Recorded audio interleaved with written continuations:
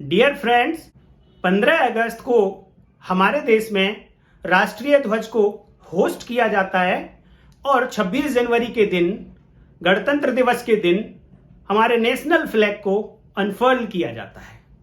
तो होस्ट को हिंदी में ध्वजारोहण कहा जाता है या साधारण शब्दों में लहराना कहा जाता है, और अनफर्ल को फहराना कहा जाता है। दोनों में क्या अंतर है, ये अंतर मैं आज आपको सिंपल और साधारण शब्दों में बताऊंगा। इसीलिए दोस्तों, ये वीडियो आप खुद देखें, अपने बच्चों को दिखाएं। 15 अगस्त को क्यों होस्ट किया जाता है और 26 जनवरी को क्यों अनफर्ल किया जाता है, इसके पीछे क्या लॉजिक है। 1947 में हमारा देश आजाद हुआ था, और जब आजाद हुआ था तो उससे जस्ट पहले हमारे इंडिया के अंदर अंग्रेजों का फ्लैग हुआ करता था। तो आजादी जैसे ही हमको मिली तो तुरंत अंग्रेजों का फ्लैग डाउन कर दिया गया, उतार दिया गया, और अपना इंडियन फ्लैग, राष्ट्रीय ध्वज, उसको होस्ट किया गया।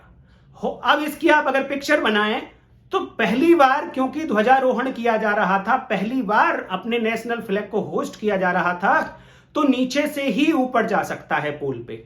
तो जब फ्लैग को नीचे से ऊपर की तरफ ले जाया जाता है और ऊपर जाके उसको फहरा दिया जाता है, तो उसको होस्टिंग कहा जाता है, ध्वजारोहण कहा जाता है। इसीलिए 15 अगस्त पर जब झंडे को चढ़ाया जाता है, लहराया जाता है, तो उसको फ्लैग होस्टिंग कहते हैं।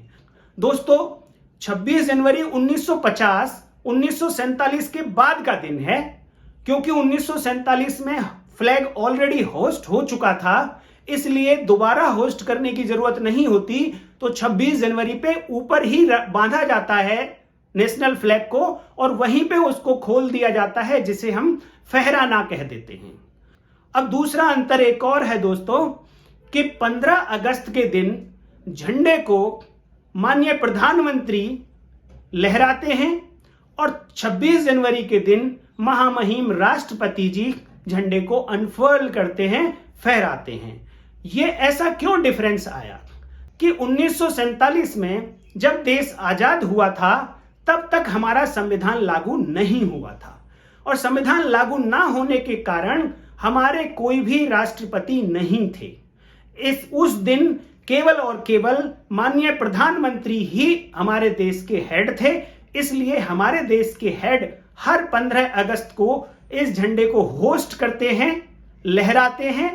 और क्यों 26 जनवरी 1950 के दिन राष्ट्रपति जी ने पद संभाल लिया था, इसलिए उस दिन प्रथम नागरिक हमारे देश के राष्ट्रपति जी थे, और प्रथम नागरिक को ही उस दिन से झंडा हमारा फहराते हैं, झंडे को वो अनफर्ल करते हैं।